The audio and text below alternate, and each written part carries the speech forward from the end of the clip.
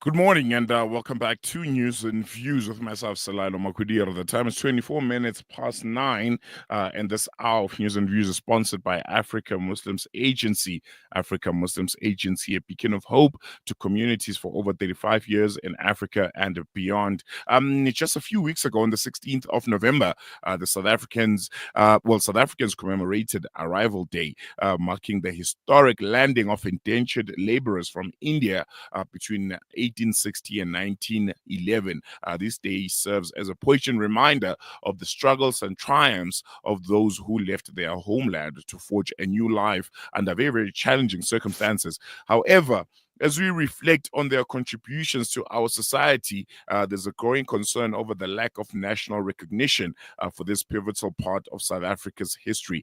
Joining us today is Selvan Naidoo, Director and Curator of the 1860 Heritage Center in Durban, a beacon of memory and celebration of this rich legacy. We'll be delving into the heritage challenges and ongoing marginalization of South African Indians and how the community can respond to the socio-political realities of post-apartheid South Africa. Selvan is joining us telephonically. Selvan, thank you so much for joining us. Welcome to Salam Media. Really appreciate you giving us your time this morning. Assalamu alaikum, and thank you so much for having me on the show. I think first and foremost, before we get to the nitty-gritties, can you share just how significant, Arrival Day is when it comes to the broader South African history, and why it remains a crucial part of who we are as a nation, and also, the Indian communities almost, being an intricate part of the Rainbow Nation, if I can put it that way. 30 years into democracy, we're beginning to write a history in which all people's contributions are recognized on the pages of history to enable people to live a better life. I don't think 30 years into that democracy, we've done enough to be able to recognize those individual people's contributions. There's indeed great work done in various parts and pockets of South Africa. And the social dialogue that we have and the problems we have, particularly with racism, not recognizing those that have struggled and sacrificed for the freedom we enjoy today, is where we are as a South Africa. So I think it's very important that we start recognizing these people's contributions, albeit it has been done very slowly in these 30 years of democracy. With regard to the indentured story, and those that have come in 1860 to contribute to the building of a ailing colonial economy.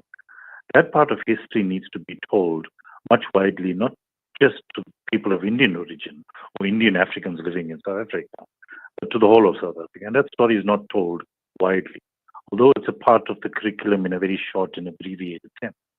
It needs to be able to be told far more widely so that these stories make up the collective narrative and history of South Africa that enables us to be able to be on the same page, not on the margins of history and not off the page, but on the pages of history. And these collective stories, the story of his slavery, the story of forced to move, the story of the indentured who came here to grow this economy, must be part of this. And there's no escaping the contribution of indentured workers who came to South Africa from 1860 to 1911. You land at King Shaka Airport, you're surrounded by the green rolling hills of the sugarcane plantation. You drive along the N2, it's inescapable.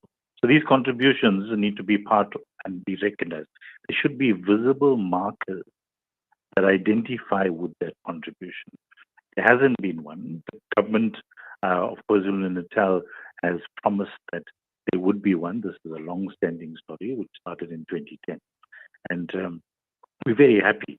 The present administration, the 7th administration, is in the process of ensuring that that is finally done by the next financial year. So we're pleased that that marker of identity and story is now coming to the fore. And not just that, I think more than that, the books, the history that's being told more people are telling the story, and that's something that we can embrace and be comforted that now these stories are being told as part of our history as South Africans.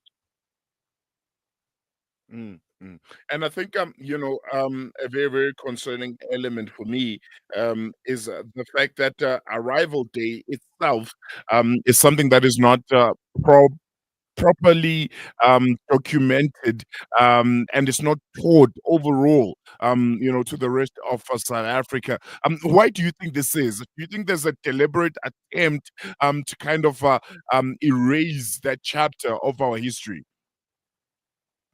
We could look at it along those lines. I think 30 years into a democracy that we're coming out, and if you looked at the 16th of November, I mean, there was phenomenal commemorations taking place throughout the city of Durban.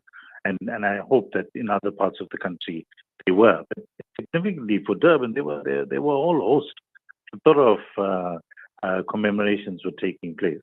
However, as I pointed out, these commemorations need to take place outside the circle and be able to commemorate and bring people in.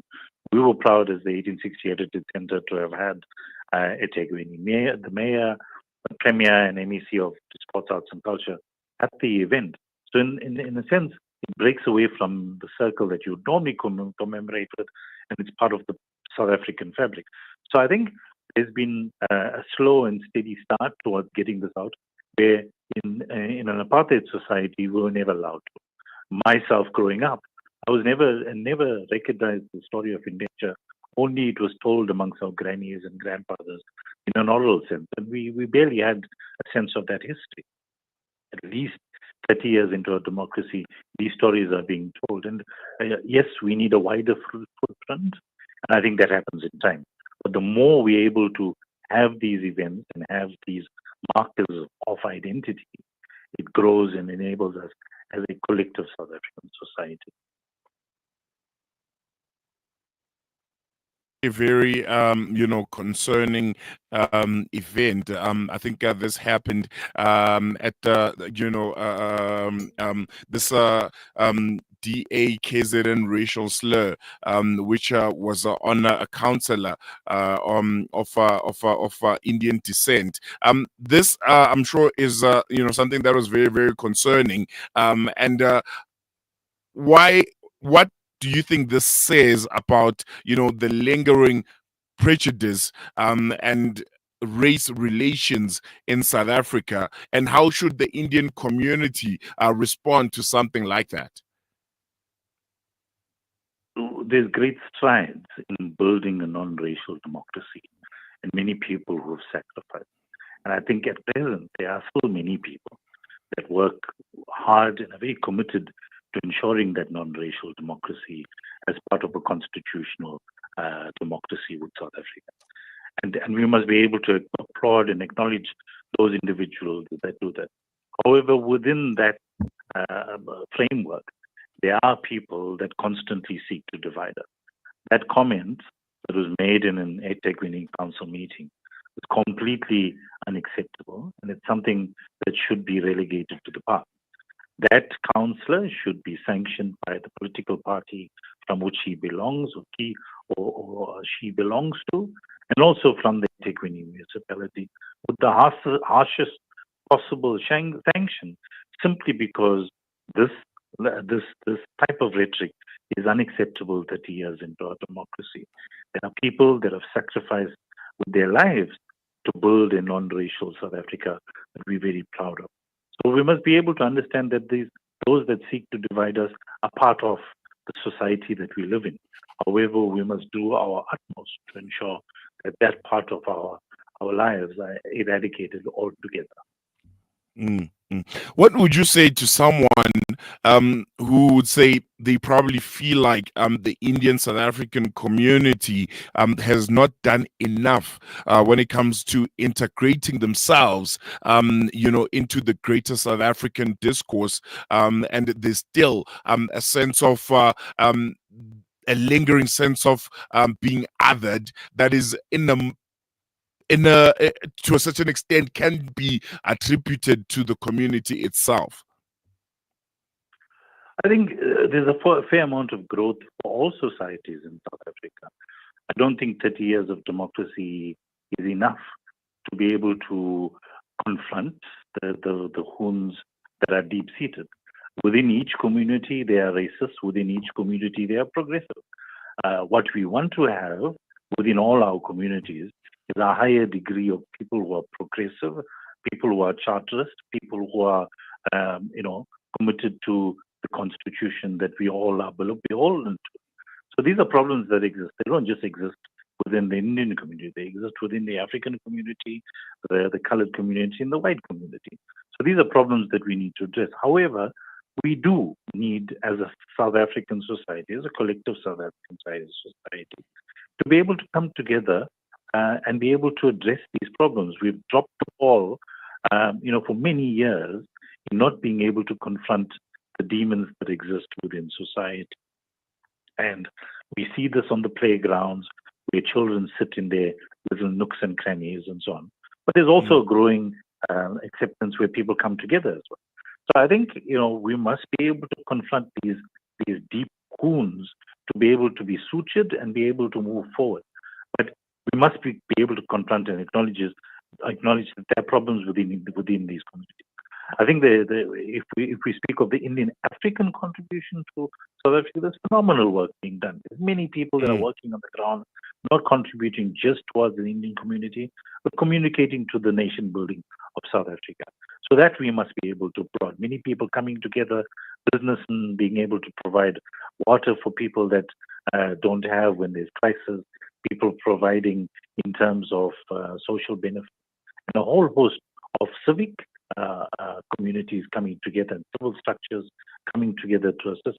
So there's a lot of that. But there's equally lots of people that seek to divide it. And that's part of, common race groups within South Africa. So we must be able to find the good. We must be able to find and focus on those that seek to build. And I think that contribution has been phenomenal during the freedom struggle and even during democracy. So yes, while we must be able to confront those people that are creating those problems, we must also be able to congratulate and applaud those that seek to build a meaningful South Africa and a better life for all our people. No, definitely. Selvan, thank you so much for giving us your time. We're going to leave it on that note. Really, really appreciate you coming on and having this very, very important conversation with us today.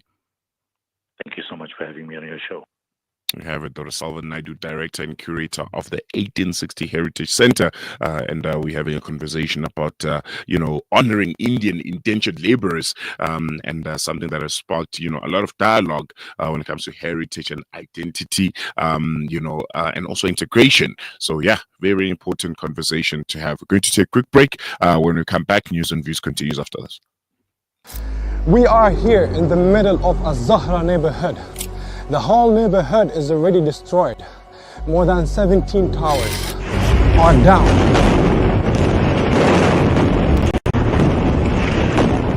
Here, as you can see, the firefighters trying their best to help. The people are still under the rubble. A lot of the people. Join Hamza on his exclusive South African tour as he shares his personal experiences, never before seen footage, and powerful insights on the ongoing genocide in Gaza. This is more than just a talk. It's an invitation to witness Gaza through the lens of Hamza Sha'alan. Don't miss this opportunity to meet the photojournalist who brought Gaza's pain and perseverance to the world in its darkest moments. Follow Salam Media on social media pages for more on this tour and be part of the conversation.